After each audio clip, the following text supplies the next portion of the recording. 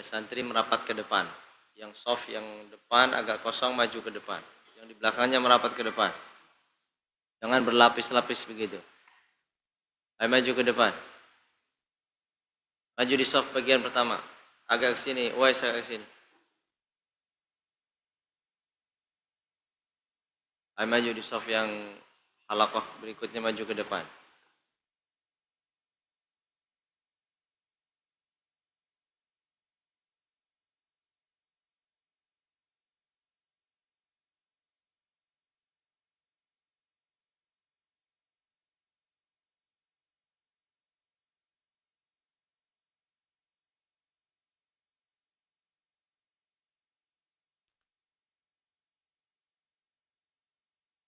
Bismillahirrahmanirrahim. Assalamualaikum warahmatullahi wabarakatuh.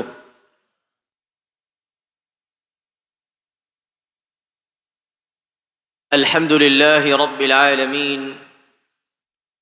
Alhamdulillahi hamdan yuwafi ni'amahu wa yukafi'u mazidah. لك الحمد يا ربنا كما ينبغي لجلال وجهك الكريم وعظيم سلطانك القديم. أشهد أن لا إله إلا الله وحده لا شريك له، وأشهد أن سيدنا محمدا عبد الله ورسوله. اللهم صل وسلم وبارك على عبدك ورسولك النبي الأمي سيدنا محمد وعلى آله وأزواجه وذريته وصحابته والتابعين ومن تبعهم بإحسان إلى يوم الدين. أما بعد، اللهم إنا نسألك علما نافعا ورزقا طيبا وعملا صالحا متقبلا.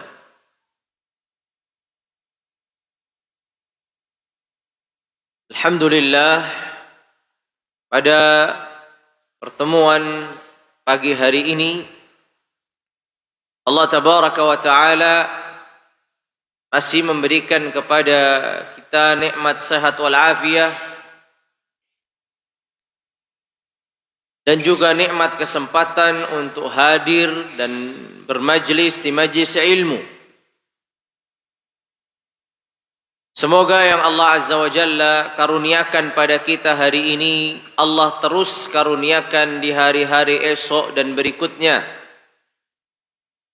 Dan Allah tambahkan dengan karunia-karunia lainnya. Hadirin sekalian yang dirahmati dan dimuliakan Allah Tabaraka wa Ta'ala, sebelum kita masuk dalam kajian pada pagi hari ini, kita terlebih dahulu menuntaskan surah Al-Bayyinah yang kemarin sudah dibaca sebagiannya. Kalau tidak salah kemarin dibaca ayat 1 sampai ayat 5, begitu ya? Atau lebih, atau ayat berapa? 1 sampai 3 atau 1 sampai 5? Ada yang nulis enggak? 1 sampai 5? Baik, berarti pada hari ini kita baca 6, 7, 8. Hah? Sampai 3? Baik. 1 sampai 3. Baik.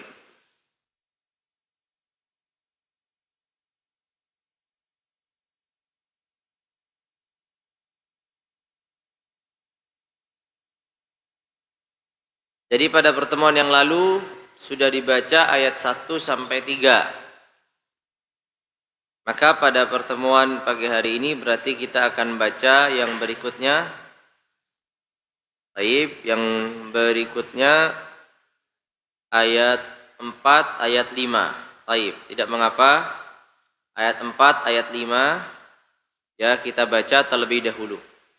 Ayat 5 dan ayat 4 dan ayat 5 dari surah Al-Bayyinah. Surah ke-98 ya, yang berjumlah ayatnya 8, dan kita akan membaca ayat 4 dan ayat 5. A'udzu billahi minasy syaithanir rajim.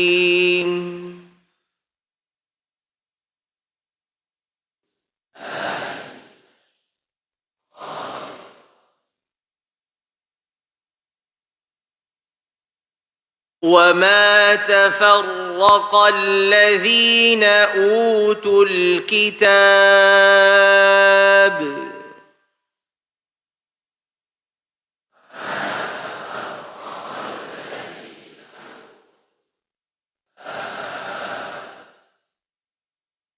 وما تفرق الذين أوتوا الكتاب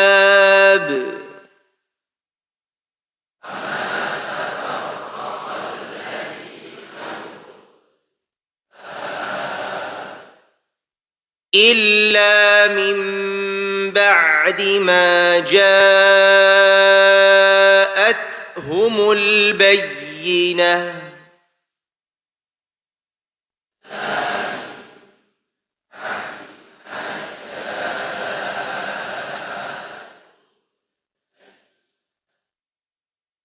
إلا من بعد ما جاءتهم البينة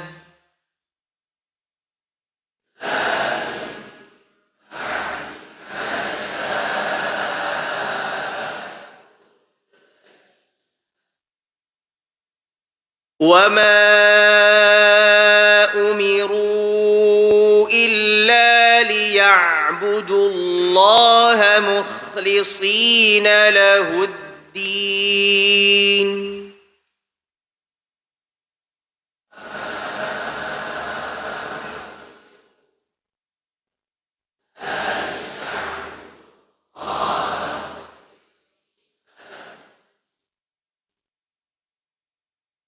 وما أمروا إلا ليعبدوا الله مخلصين له الدين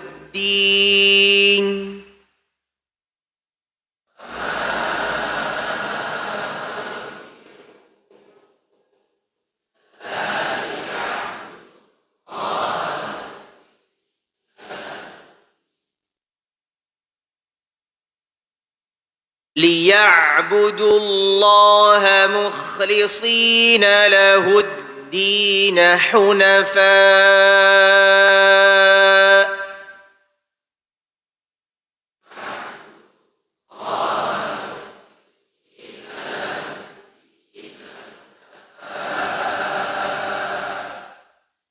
ليعبدوا الله مخلصين له الدين حنفاء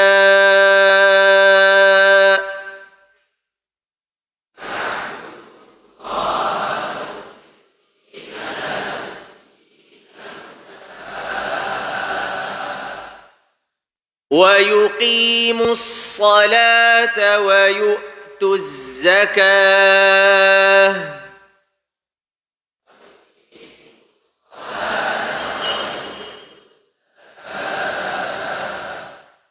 ويقيموا الصلاة ويؤتوا الزكاة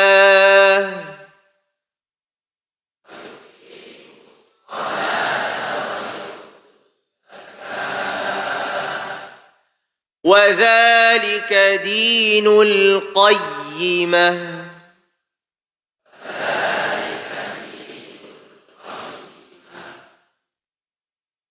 Baik, kita cukupkan 2 ayat ini untuk pagi hari ini. Kita akan ulangi yang kedua, tapi sebelum kita mengulangi kita perlu belajar karena ayatnya ini cukup panjang ya, di 2 ayat, yang ayat 4 dan ayat 5, maka kita harus perhatikan di mana kita berhenti. Di ayat yang pertama, yaitu ayat yang keempat, sebenarnya sempurnanya kalau kita baca sampai terakhir. Ya, sebenarnya sempurnanya kalau kita baca sampai terakhir. 1 ayat sempurna. Tapi kalau memang tidak bisa, maka kita bisa bagi menjadi beberapa bagian. Ya, tapi utamanya sekali lagi kalau memungkinkan dibaca sampai akhir. Kalau memungkinkan dibaca sampai akhir, maka bacalah sampai akhir. Ya, nanti kita coba di yang kedua, putaran yang kedua kita baca sampai akhir coba. Kalau sampai akhir ya sempurna artinya. Tapi kalau tidak sampai akhir, di mana kita harus berhenti? Di sinilah kita yang harus belajar. Kalau sampai akhir berarti harus kita perhatikan semua hukumnya. Jangan kita juga tidak memperhatikan hukum-hukum yang ada. Contohnya Allah Tabaraka wa Taala berfirman di sini, kita baca sempurna. وَمَا تَفَرَّقَ الَّذِينَ أُوتُوا الْكِتَابَ إِلَّا مِنْ بَعْدِ مَا جَاءَتْهُمُ الْبَيِّنَةُ وَمَا تَفَرَّقَ الَّذِينَ أُوتُوا الْكِتَابَ إِلَّا مِنْ بَعْدِ مَا جَاءَتْهُمُ الْبَيِّنَةُ. Terucap semua hukumnya ya dengan sempurna. Memang kalau kita berhenti di wa ma tafarraqal ladzina utul kitab, diberhenti di kitab, maknanya agak sedikit berubah. Ya. Maknanya agak sedikit berubah. Karena kalau yang ada terjemahan atau memiliki mushaf yang ada terjemahannya, kalau berhenti di utul kitab artinya tidaklah orang-orang yang diberikan kitab itu mereka bercerai-berai atau berpisah atau bertikai. Begitu. Kemudian kecuali setelah datang suatu penjelasan atau suatu kebenaran kepada mereka. Nah, pengecualian ini harusnya masuk. Tapi ya karena tadi panjang sehingga terkadang mungkin kita berhenti di kitab. Tapi sempurnanya seperti yang dibaca tadi kita sempurnakan. Yaitu makanya nanti di putaran kedua kita upayakan baca satu ayat. Ya, kita upayakan baca satu ayat. Ayat yang keempat dari awal sampai akhir, tidak berhenti di manapun. Yaitu وَمَا تَفَرَّقَ الَّذِينَ أُوتُوا الْكِتَابَ إِلَّا مِنْ بَعْدِ مَا جَاءَتْهُمُ الْبَيِّنَةُ. Baik, pertama, kalau kita sambung seperti ini, yang perlu kita perhatikan adalah pertama di dalam kalimat mim ba'di ditahan. Illa min ba'di wa ma tafarraqa alladhina utul kitaba illa min ba'd. Mim pertama ditahan di situ. Kemudian yang kedua memanjangkan ja'athumul bayyinah min ba'di ma ja'athumul bayyinah. Kemudian yang ketiga yang perlu diperhatikan adalah kalimat ja'at. Sudah kita panjangkan ja-nya, ja'. Berikutnya apa? Athumul bayyinah min ba'di ma ja'at.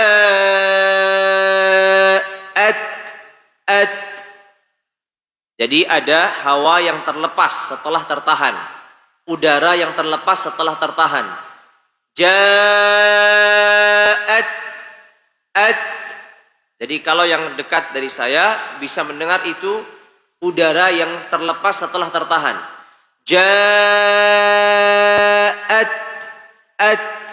Ketika ada tak yang disukun. Illa min ba'di ma Ja'athumul bayyinah. Di sini yang terakhir adalah kalimat bayyinah. Di kalimat bayyinah ya-nya ditasydid. Tapi ketika dia ditasydid juga harus diperjelas. Perjelas tasydidnya, perjelas harakatnya. Harakatnya kasrah, berarti kita baca bayyinah, bayyi. Ya, jangan kita baca karena kita hanya berlalu aja. Ja'athumul bayyinah, bayyinah, bayyinah. Tidak, bayyinah, bayyinah, yi. Ya, terucap yi. Ya, di kasrah. Sehingga itulah ayat yang pertama. Ya, ayat yang pertama yang kita baca itu ayat yang keempat di surat Al-Bayyinah. وَمَا تَفَرَّقَ الَّذِينَ أُوتُوا الْكِتَابَ إِلَّا مِنْ بَعْدِ مَا جَاءَتْهُمُ الْبَيِّنَةُ. Jelas. Bayyinah. Baik. Berikutnya. Ayat yang berikutnya itu ayat yang kelima. Ini sangat panjang. Nampaknya sangat berat kalau kita menyempurnakan dalam satu nafas. Ya, sangat berat kalau kita mau mengucapkannya dalam satu nafas. Apa yang bisa kita lakukan? Kita bisa potong-potong. Ada beberapa cara kita memotong ayat ini. Cara yang pertama, mohon diperhatikan. Cara yang pertama adalah kita berhenti di kalimat liya'budullah. Gimana? Wa ma umiru illa liya'budullah. Berhenti di ya'budullah. Ini bisa. Ya, ini cara berhenti pertama di sini. Kita bisa berhenti di liya'budullah. Jadi wa ma umiru illa liya'budullah. Berhenti di sini. Bisa juga kita berhenti di mukhlisin, bisa juga. Wa ma umiru illa liya'budullaha mukhlisin. Bisa juga. Bisa juga kita berhenti di mukhlishina lahuddin, di kalimat ad-din juga bisa, seperti yang kita tadi baca. Bisa juga kita berhenti di hunafa, walaupun akan membutuhkan nafas yang lebih. Ya. Bisa juga sampai wa yu'tuz zakah, ini akan lebih lagi. Bisa juga sampai terakhir, tapi ini ya berat. Ya, sekali nafas sampai terakhir satu ayat ini berat. Maka kalau kita berhenti di liya'budullah, bagaimana cara menyambungnya berikutnya? Nah, ini penting. Pertama, kita coba dulu atau kita perhatikan, kita berhenti di liya'budullah. Wa ma umiru illa liya'budullah. Sudah, berhenti di liya'budullah. Apa kita lanjut mukhlishina lahuddin hunafa? Utamanya kita mengulangi kalimat liya'budullah. Jadi gimana? Liya'budullaha mukhlishina lahuddin hunafa. Jelas ya? Kalau kita berhenti liya'budullah, wa ma umiru illa liya'budullah liya'budullaha mukhlishina lahuddin hunafa. Ya. Kalau kita berhenti di mukhlisin sama juga. Misalkan wa ma umiru illa liya'budullaha mukhlisin. Kita ulangin dari liya'budullah. Liya'budullaha mukhlishina lahuddin hunafa. Ya, berhenti di hunafa. Baik. Kalau di lahuddin juga sama, diulangin dari liya'budullah. Baik. Nanti kita dalam putaran yang kedua kita berhenti liya'budullah, baru kita ulangin liya'budullaha mukhlishina lahuddin hunafa. Baru setelah kita berhenti di hunafa, kita lanjut ayat yang potongan berikutnya. Wa yuqimus salata wa yu'tuz zakah.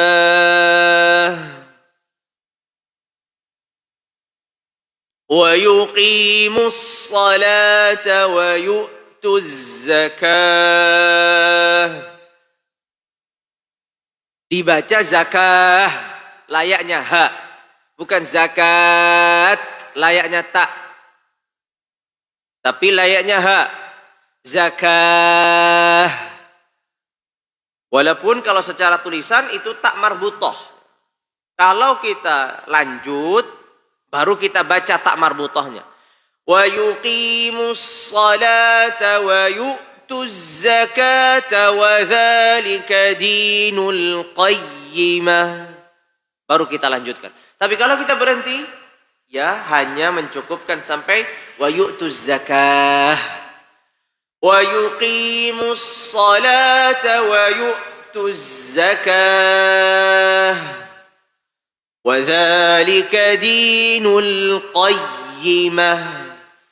Sama seperti tadi bayyinah, di sini juga qayyimah. Ya-nya ditasydid, di kasrah.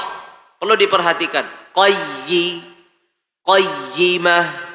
Bukan وَذَلِكَ دِينُ الْقَيِّمَةِ. Qayyimah. Ya-nya enggak jelas, tapi perjelaskan huruf ya yang di kasrah. وَذَلِكَ دِينُ الْقَيِّمَةِ. Qayyimah. Baik. Mari kita mengulangi ayat yang keempat dan ayat yang kelima dari surah Al-Bayyinah untuk kedua kalinya. A'udzu billahi minasy syaithanir rajim.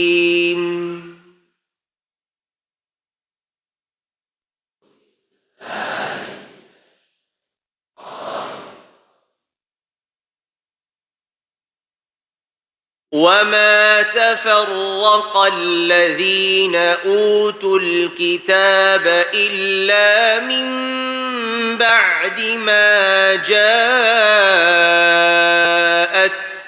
الْبَيِّنَةُ.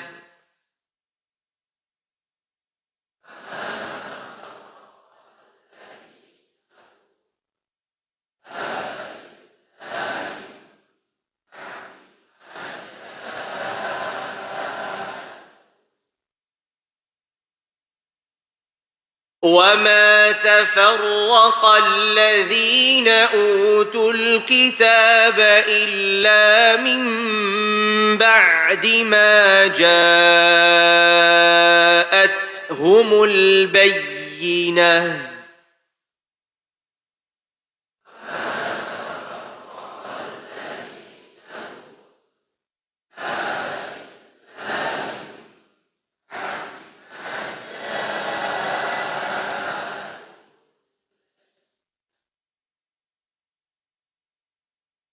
وَمَا أُمِرُوا إِلَّا لِيَعْبُدُوا اللَّهَ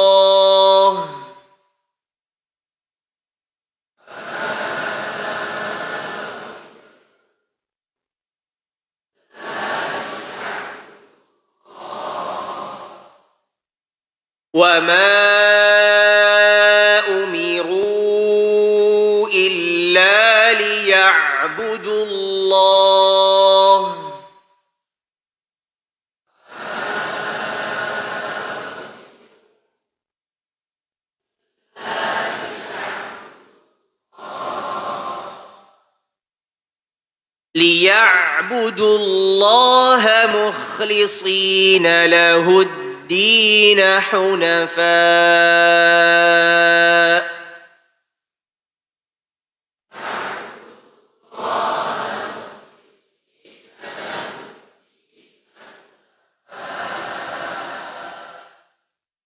ليعبدوا Wa'budullaha mukhlishina lahuddin hunafa.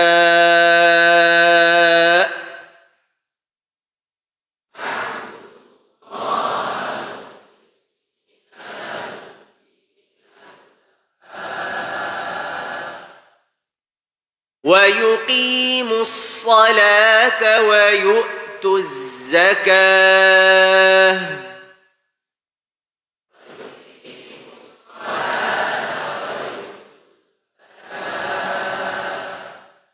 ويقيموا الصلاة ويؤتوا الزكاة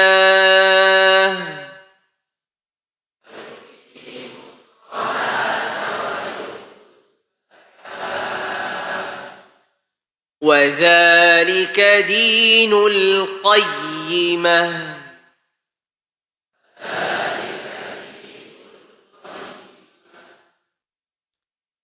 Alhamdulillah, kita bisa membaca 2 ayat dari surah Al-Bayyinah. InsyaAllah pada pertemuan berikutnya bisa dibaca ayat-ayat yang berikutnya dari surah Al-Bayyinah. Yang penting dalam setiap kita mempelajari ayat-ayat Al-Quran, kita baca secara berulang. Kita ucapkan dan upayakan ucapan kita benar. Hadirin sekalian yang dirahmati dan dimuliakan Allah Tabaraka wa Ta'ala, kesempatan pagi hari ini adalah kesempatan bagi saya untuk berbicara karena memang ini had ketiga ya. Minggu ketiga, sehingga ini adalah jadwal saya untuk mengisi kajian pada kesempatan pagi hari ini. Pada kesempatan pagi hari ini, saya ingin berbicara tentang satu masalah dalam masalah fikih yang mungkin penting untuk diketahui, terutama mungkin bagi yang menjadi DKM atau pengurus masjid, atau juga yang ditunjuk sebagai imam rawatib dalam sholat 5 waktu. Begitu juga untuk keumuman kaum muslimin. Ya, makanya mohon diperhatikan bersama-sama, termasuk juga para santri. Saya ingin mengingatkan di sini, santri di sini nggak boleh numpang tidur ya. Kajian Ahad pagi ini bukan hanya ditujukan untuk masyarakat umum, tapi juga ditujukan untuk kalian. Baik. Kalau ada yang tidur, dibangunkan. Jangan dibiarkan kawannya, saudaranya tidur. Dibangunkan, diingatkan. Baik. Apa masalah yang ingin saya bahas atau kita kaji bersama pada pagi hari ini? Masalah yang kita ingin bahas pada kajian hari ini adalah satu masalah fikih yang disebutkan oleh para ulama, para ahli fikih di dalam kitab-kitab mereka, yaitu qunut nazilah. Yaitu qunut nazilah. Apa itu qunut nazilah? Mungkin bagi sebagian santri tidak asing, tapi bagi sebagian yang lain asing, dan keumuman kita juga mungkin asing. Ada masalah fikih yang disebutkan oleh para ulama, para ahli fikih, namanya qunut nazilah. Bukan qunut subuh, bukan qunut witir, tapi qunut nazilah. Apa itu qunut nazilah? Pertama, kita ketahui dulu qunut. Ya. Kalimat qunut, qaf, nun, waw, ta. Atau ta. Ta. Kalau ta nanti jadinya putus asa. Makanya harus diperhatikan ini. 2 kalimat yang mirip secara bahasa Arab dan sama-sama diucapkan. Yang pertama qunut pakai ta. Yang kedua qunut pakai ta. Qaf, nun, waw, ta, atau qaf, nun, waw, ta. Ya, mirip kalau diucapkan qunut. Dalam bahasa kita sama, kunut. Tapi kalau bahasa Arab akan terasa berbeda. Satu diucapkannya kunut, satu diucapkannya kunut. Karena berakhir yang satu to, berakhir yang satu lagi ta. Kalau kunut pakai to, itu artinya putus asa. Allah tabaraka wa ta'ala melarang, la taqnatu, jangan putus asa dari Allah tabaraka wa ta'ala. Ya, putus asa. Kalau kunut pakai ta, artinya doa. Jelas? Artinya doa. Baik. Sebagian dari kita mungkin tahu ada namanya kunut subuh. Maksudnya kunut subuh itu berarti doa yang dilaksanakan ketika sholat subuh. Begitu saja mudahnya. Itu kunut subuh. Ya. Kalau kunut subuh yang biasa melakukan, ya, kapan dilakukan? Pada rakaat pertama atau kedua? Pada rakaat kedua. Kapan dilakukan pada rakaat keduanya? Setelah ruku atau sebelum ruku? Setelah ruku. Yang sudah biasa melakukan bisa memahami ini. Baik, bukan itu pembahasan kita, bukan kunut subuh, tapi kunut nazilah. Apa itu nazilah? Baik, apa itu nazilah? Nazilah ini adalah suatu peristiwa atau suatu perkara yang terjadi pada kaum muslimin. Suatu peristiwa atau suatu perkara yang terjadi pada kaum muslimin. Itu dia nazilah. Tulisnya nazilah, nun, alif, zai, lam, tak marbutah. Nazilah. Kunut nazilah. Akhirnya tak marbutah. Jadi nazilah itu apa? Nazilah itu suatu peristiwa, suatu perkara yang terjadi pada kaum muslimin. Berarti kunut nazilah ini apa? Doa yang dilaksanakan karena terjadinya suatu peristiwa pada kaum muslimin. Jelas ya? Itu mudahnya. Jadi doa yang dilaksanakan karena terjadinya suatu peristiwa pada kaum muslimin. Itulah kunut nazilah. Itulah kunut nazilah. Doa yang dilaksanakan karena suatu peristiwa yang terjadi pada kaum muslimin. Baik, kita bahas dulu kunut nazilah ini. Berarti dia doa. Ya, doa dia. Kemudian doa ini disebabkan oleh apa? Disebabkan oleh suatu peristiwa, satu kondisi, satu keadaan, satu perkara. Yang mana perkara ini, peristiwa ini, keadaan ini terjadi pada kaum muslimin.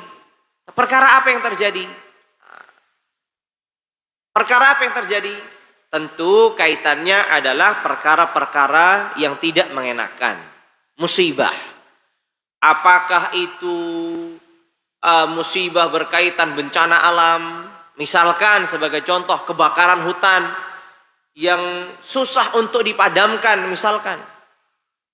Ya, itu sebagai contoh. Atau misalkan gempa bumi yang terus-menerus terjadi. Ini juga nazilah. Peristiwa yang terjadi pada kaum muslimin. Atau contoh lagi terjadi pembantaian bagi sebagian kaum muslimin yang tertindas. Seperti yang terjadi hari ini misalkan di Palestina. Nah, itu semua adalah apa? Peristiwa-peristiwa yang terjadi pada kaum muslimin. Nah, peristiwa-peristiwa ini ada hukum yang berkaitan dengannya, yaitu kunut. Tadi kunut nazilah. Sehingga kaum muslimin mendoakan. Karena apa? Karena peristiwa yang terjadi. Misalkan ada satu kondisi di suatu negeri, ya, kebakaran hutan yang tidak bisa dipadamkan. Sudah berminggu-minggu, sudah lama, nggak bisa juga dipadamkan. Di sini dibutuhkanlah apa? Dibutuhkanlah kunut nazilah. Agar Allah yang memadamkannya. Diturunkannya hujan yang lebat dan seterusnya. Cara Allah memadamkannya. Misalkan, Atau sebagai contoh, ada terjadi seperti hari ini, saudara-saudara seiman kita tertindas, terzalimi, tanpa memiliki kekuatan, kemampuan, kekuasaan. Maka di sini kita mendoakan di dalam solat-solat kita yang dikenal dengan kunut nazilah. Baik. Sudah jelas ya, berarti kunut nazilah itu doa yang dilaksanakan ketika terjadinya suatu peristiwa pada kaum muslimin. Tentu peristiwa ini kaitannya apa? Peristiwa-peristiwa yang menyedihkan, peristiwa-peristiwa yang menyusahkan, yang menyulitkan, itu maksudnya. Ya, itu maksudnya. Peristiwa-peristiwa yang menyedihkan, menyulitkan, menyusahkan. Baik. Kemudian, kunut nazilah ini dibacanya kapan? Namanya kunut nazilah itu dibacanya di dalam sholat. Di dalam sholat. Baik. Kalau kunut nazilah di dalam sholat, di mana di dalam sholat? Di rakaat pertama, ataukah kedua, atau ketiga, atau terakhir? Maka jawabannya, kunut nazilah ini dilaksanakan seperti kunut subuh. Kapan kunut subuh dilaksanakannya? Di rakaat terakhir, ya kan? Di rakaat terakhir, setelah ruku atau sebelum ruku? Setelah ruku. Berarti kunut nazilah ini dilaksanakan pada sholat pada rakaat terakhir setelah ruku. Artinya ketika i'tidal. Jadi sudah ruku, ketika i'tidal dibacalah kunut nazilah. Tapi ada yang berbeda dengan kunut subuh. Kalau kunut subuh itu hanya doa yang dibaca ketika sholat subuh. Sekali lagi, kalau kunut subuh itu adalah doa yang dibaca ketika sholat subuh. Tapi kalau kunut nazilah dibaca pada sholat 5 waktu. Dibaca pada sholat 5 waktu. Berarti dibaca subuh dibaca, zuhur dibaca, asar dibaca, maghrib dibaca, isya dibaca. Sholat 5 waktu. Apakah dibaca pada sholat-sholat yang lainnya? Jawabannya tidak disunnahkan. Yang dianjurkan hanya di dalam sholat 5 waktu. Jelas ya? Yang dianjurkan hanya pada sholat 5 waktu.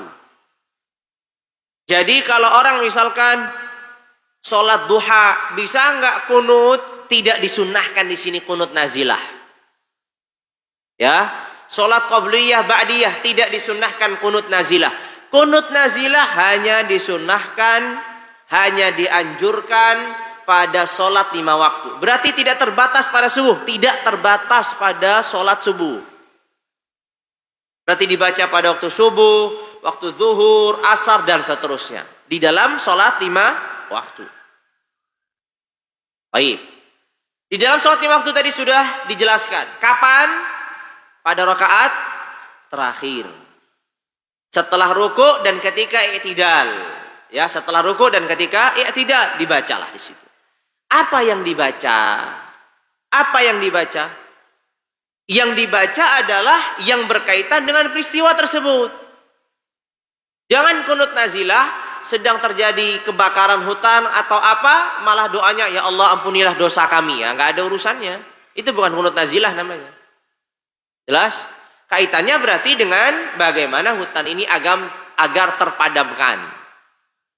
Kalau misalkan ada gempa, agar Allah tabaraka wa ta'ala mendamaikan, menenteramkan bumi ini misalkan.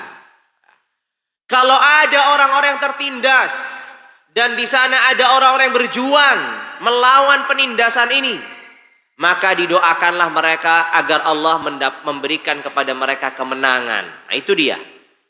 Makanya kunut nazilah ini ya berkaitan dengan peristiwa tersebut. Berbeda kalau kunut subuh, doanya sudah diajarkan oleh Nabi, misalkan Allahumma hdini fi man hadait wa afini fi man afait wa tawallani fi man tawallait. Atau pakai jamak kalau dia sholatnya berjamaah, Allahumma hdina fi man hadait wa afina fi man afait wa tawallana fi man tawallait dan seterusnya. Tapi kalau kunut nazilah disesuaikan dengan peristiwa yang terjadi. Sekarang misalkan terjadi pembantaian di negeri Palestina, maka disesuaikan. Kunut nazilah itu berarti doa yang dibaca untuk menyelamatkan mereka, untuk menguatkan mereka, untuk meneguhkan hati mereka, untuk menghancurkan musuh-musuh mereka. Begitu. Ya, jangan kemudian justru kita mendoakan diri kita sendiri. Jelas ya? Jadi doa-doa yang terkhusus untuk mereka. Yang terkhusus untuk mereka. Seperti misalkan hari ini terjadi pembantaian, terjadi penindasan, terjadi pembunuhan, pengeboman dan seterusnya kepada penduduk Palestina, maka di sini apa? Maka di sini dilakukanlah kunut nazilah agar Allah tabaraka wa taala memberikan kedamaian, kemenangan untuk mereka. Baik, pertanyaan, apa hukum kunut nazilah ini? Di dalam sholat. Hukum kunut nazilah di dalam sholat itu sunnah. Hukum kunut nazilah di dalam sholat apa? Sunnah. Jelas ya? Jadi hukum kunut nazilah dalam sholat itu sunnah. Artinya, kalau kita tidak membacanya, sah atau tidak sah sholatnya? Sah, karena hukumnya sunnah. Ya, karena hukumnya adalah sunnah. Sehingga diutamakan untuk dibaca. Sehingga diutamakan untuk dianjurkan untuk dibaca. Karena sunnah. Bukan sunnah itu seperti yang difahami oleh sebagian orang untuk ditinggalkan. Karena memahaminya sunnah itu perkara yang apabila ditinggalkan tidak mendapatkan dosa. Cuman sampai di situ aja. Kalau tidak dilaksanakan kan nggak dosa, ya sudah nggak usah dilaksanakan, nggak lanjutkan. Memahami sunnah-sunnahnya Rasulullah alaihi afdhalus salati wa atamus salam tidak boleh sampai demikian, harus lengkapkan. Dan ia mendapatkan pahala jika dilaksanakan. Kita butuh pahala atau hanya sebatas yang penting nggak dosa? Sudah pernah dalam satu kajian saya sampaikan ini. Kita sebagai seorang muslim nggak cukup. Dalam kehidupan kita hanya mencukupkan diri yang penting nggak dosa. Tapi dalam kehidupan kita adalah yang penting bagaimana caranya mendapatkan pahala. Karena perbuatan dosa mau dihindari seperti apa pasti akan terkena pada diri kita. Tapi kalau perbuatan baik nggak bisa, harus kita upayakan. Harus kita usahakan. Pahala harus kita upayakan, harus kita usahakan. Makanya harus diubah cara berpikirnya. Dari cara berpikir, yang penting gak dosa, yang penting pahala. Nah, berubah jadinya. Yang penting gak dosa, jadi yang penting pahala. Diubah. Sehingga sunnah-sunnah Nabi ada motivasi untuk menjalankannya. Jelas ya? Ini untuk apa? Untuk kunut nazilah. Sehingga kunut nazilah sudah kita ketahui. Baik. Hari ini sebagian ulama Islam menyerukan dan mengajak umat Islam. Ini tertuju kepada para penanggung jawab masjid, para imam yang ada di masjid. Sebagian umat Islam diserukan oleh ulamanya untuk melaksanakan kunut nazilah atas yang terjadi hari ini di kota Gaza, Palestina. Karena kita berbicara tentang Gaza dan Palestina, maka mau tidak mau saya harus menjelaskan sedikit tentang sebenarnya apa yang terjadi. Karena suatu peristiwa yang terulang seringkali tidak membuat kita bereaksi sebagaimana ketika terjadi pertama kalinya. Saya ulangi lagi. Suatu peristiwa yang berulang seringkali membuat kita tidak bereaksi sebagaimana ketika terjadi pertama kalinya. Pertama kali terjadi, kita bereaksi dengan dahsyatnya. Tapi kalau sudah yang kedua, ketiga, keempat, puluhan tahun, dingin. Sudah tidak ada lagi rasa. Kenapa? Karena sudah biasa. Karena sudah terulang. Kenapa itu? Karena kita jauh dari peristiwa dan kondisi yang sesungguhnya. Bagi mereka yang mengalami, bagi mereka yang berada, bagi mereka yang merasakan, setiap kalinya peristiwa itu terjadi, maka sama sebagaimana pertama kalinya terjadi. Tapi bagi kita, tidak demikian. Karena kita tidak merasakan. Karena kita tidak mengalami. Karena kita tidak menyaksikan langsung. Kita hanya sebatas melalui kabar, menyaksikan melalui televisi, dan kita tidak bisa merasakan apa yang mereka rasakan. Sehingga ketika sudah terulang, ya jadinya biasa-biasa saja. Nah, ini yang perlu sama-sama kita mengingatkan. Perlu sama-sama kita mengingatkan bahwa yang mereka rasakan dan saudara-saudari kita rasakan hari ini sebagaimana yang mereka rasakan dahulu kala ketika terjadinya itu pertama kali. Tidak ada yang berubah. Rasa kesedihan, rasa kesusahan, rasa kekhawatiran, rasa ketakutan, rasa yang segala sesuatu menyelimuti, kegelisahan yang menyelimuti mereka, itu ada hari ini sebagaimana juga dulu dan berulang terjadi. Kalau kita mungkin sedih pertama kali, atau ketika mendengar kabar, setelah itu lupa. Makanya melalui kajian ini saya ingin mengingatkan bahwa kondisi kita yang dalam kondisi damai, tenang, aman, tentram, ini semua karunia yang Allah Azza wa Jalla berikan. Hati-hati. Hati-hati.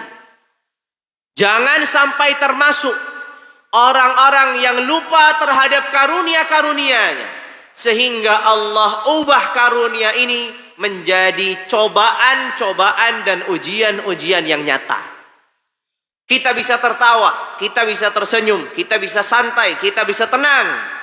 Kita melakukan itu semua melupakan saudara-saudari kita yang tidak merasakan itu semua. Ada saudara-saudari kita yang ketakutan, yang bersedih, yang berduka, yang berkabung. Ada saudara-saudara kita yang kehilangan rumahnya, kehilangan seluruh keluarganya kecuali dirinya, kehilangan tanahnya yang dirampas, diduduki oleh penjajah. Dan itu terjadi bukan satu kali, dua kali, tapi terus berulang. Makanya hari ini Palestina adalah luka yang belum kering dan entah kapan keringnya. Dan Palestina bukanlah tanggung jawab mereka yang tinggal di sana, tapi tanggung jawab kita sebagai umat. Karena umat Islam itu satu bagian, tidak dipisahkan oleh batasan-batasan yang dibuat oleh negara-negara kafir. Rasulullah alaihi afdhalus salati wa atammus salam bersabda, "Al-mu'minu lil-mu'mini kal-bunyan au kal-banan yashuddu ba'daha ba'da idza ishtaka minhu 'udwun tada'a lahu sa'irul jasadi bis-sahari wal humma." Umat Islam ini, orang beriman kepada orang beriman lainnya, layaknya seperti bangunan, layaknya seperti jari jemari yang saling menguatkan. Yashuddu ba'daha ba'da. Lalu kemudian, idza ishtaka minhu 'udwun tada'a lahu sa'irul jasadi bis-sahari wal humma. Kalau ada satu bagian tubuh yang merasakan rasa sakit, maka seluruh tubuhnya juga merasakan rasa yang sama. Membuat seluruh tubuhnya bergadang, tidak bisa merasakan ketenangan dan kedamaian. Karena ada satu bagian tubuhnya yang terluka, yang tersakiti. Begitu harusnya umat Islam. Rasulullah alaihi afdhalus salati wa atammus salam bersabda, "La yu'minu ahadukum hatta yuhibba li akhihi ma yuhibbu li nafsihi." Tidaklah beriman seorang di antara kalian sampai seorang di antara kalian itu menginginkan kebaikan untuk saudaranya layaknya menginginkan kebaikan untuk dirinya sendiri. Kita ingin damai, kita ingin aman, kita ingin tentram, kita ingin tidak ada penjajah yang mengusik negeri kita.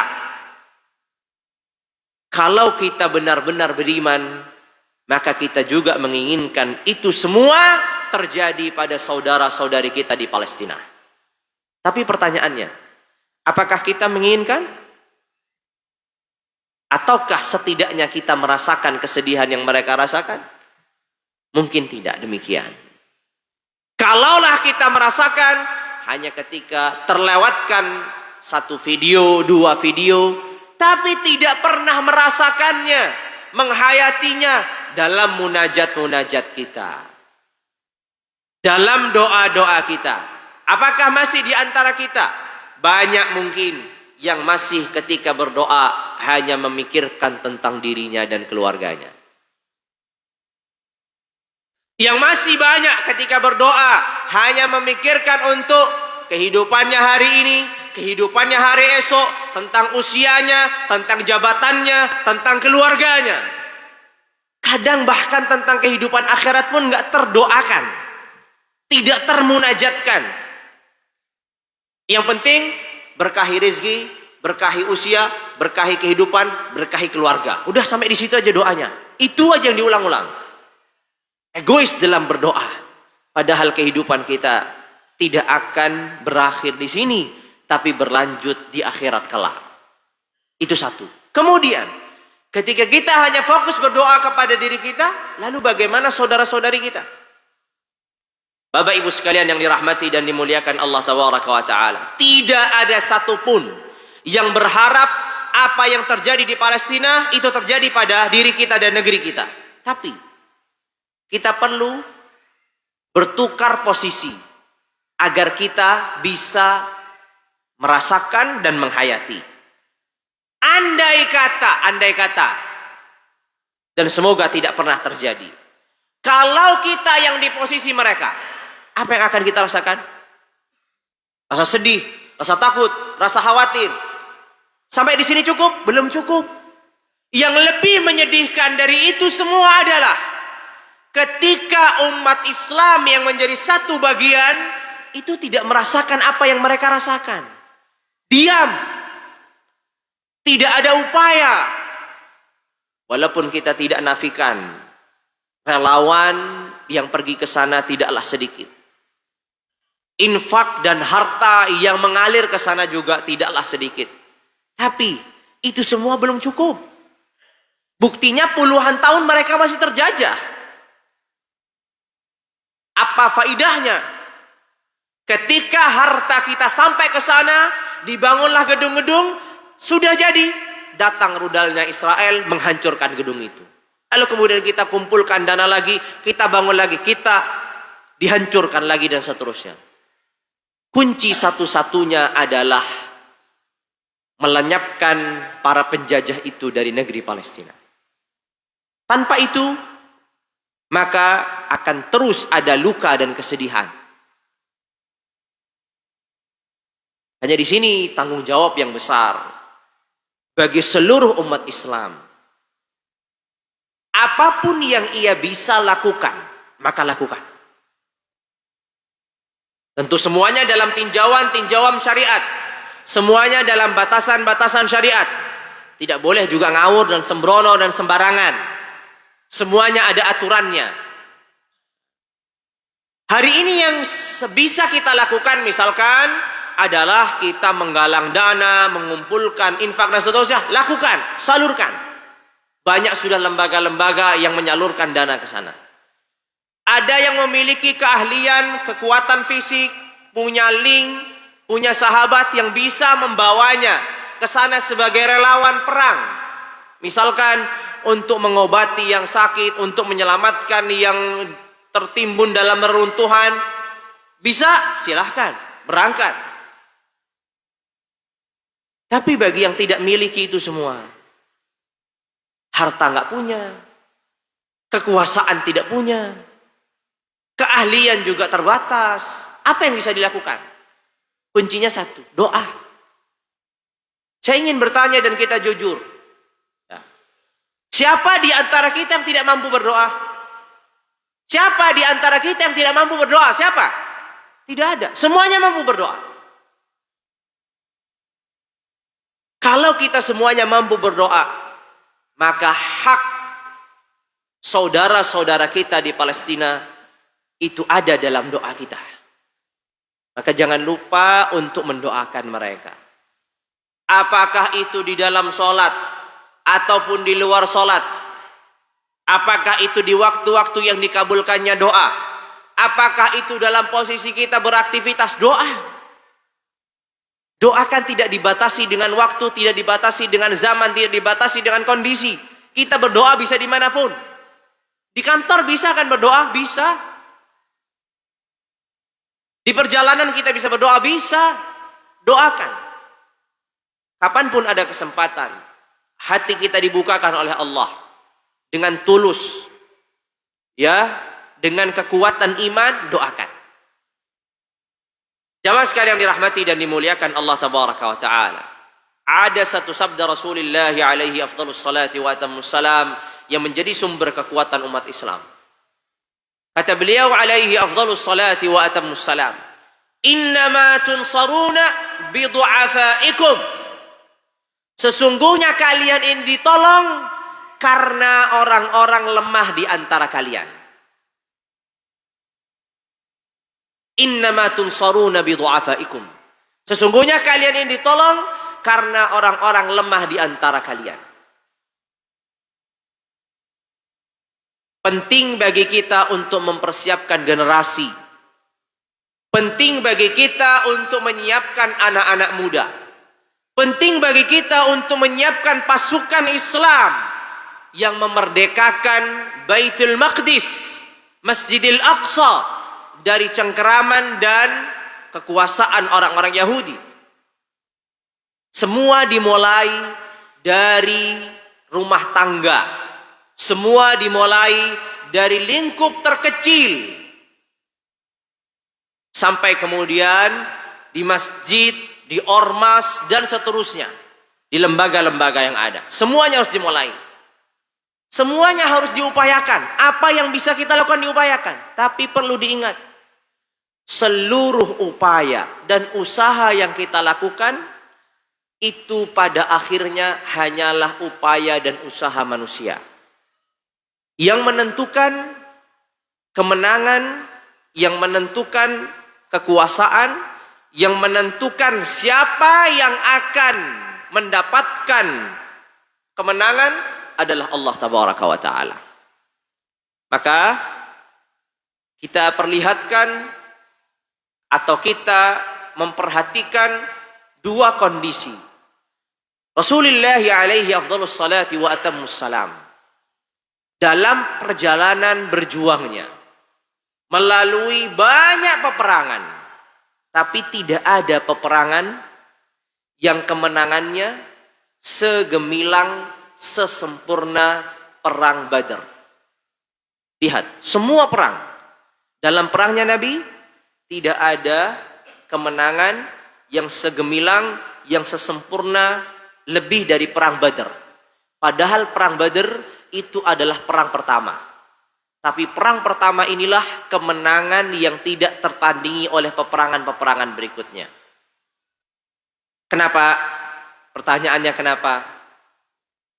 Pertanyaannya adalah kenapa? Kenapa dalam perang Badar kemenangan yang diraih kaum muslimin itu sempurna lebih daripada yang lainnya? Yang lainnya juga menang. Yang lainnya juga menang. Tapi tidak bisa dibandingkan dengan perang Badar. Yang mana Allah turunkan para malaikatnya untuk ikut serta dalam berperang. Yang itu tidak disebutkan dalam peperangan-peperangan lainnya. Hanya perang Badar Allah turunkan para malaikatnya. Yang lainnya tidak diturunkan. Atau tidak disebutkan setidaknya. Soalnya kenapa? Kenapa? Ada apa? Kalau kita menelaah, kalau kita meneliti, kalau kita membaca, perang Badar itu adalah perang yang tidak diinginkan. Kenapa perang yang tidak diinginkan? Karena perang Badar itu terjadi spontan. Gimana spontan? Rasulullah alaihi afdhalus salati wa atammus salam memilih 300 pasukan dari kaum muslimin untuk meninggalkan kota Madinah dan melakukan operasi militer. Apa operasi militer ini? Operasi militer ini bentuknya adalah merampas dan mengambil harta Quraisy yang datang dari negeri Syam ke kota Makkah. Kenapa dirampas? Kok begitu? Nggak boleh dong merampas hartanya orang lain. Ini semua tidak mungkin terjadi karena memang yang terjadi sebelumnya harta kaum muslimin yang di Mekah juga dirampas oleh mereka. Rumahnya Nabi pun dirampas oleh mereka.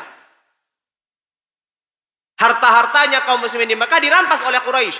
Maka timbal baliknya umat Islam merampas harta, mengambil hartanya Quraisy. Itu tujuan utamanya. Operasi militer untuk merampas hartanya orang-orang Quraisy. Ternyata apa kata Allah? Apa kata Allah?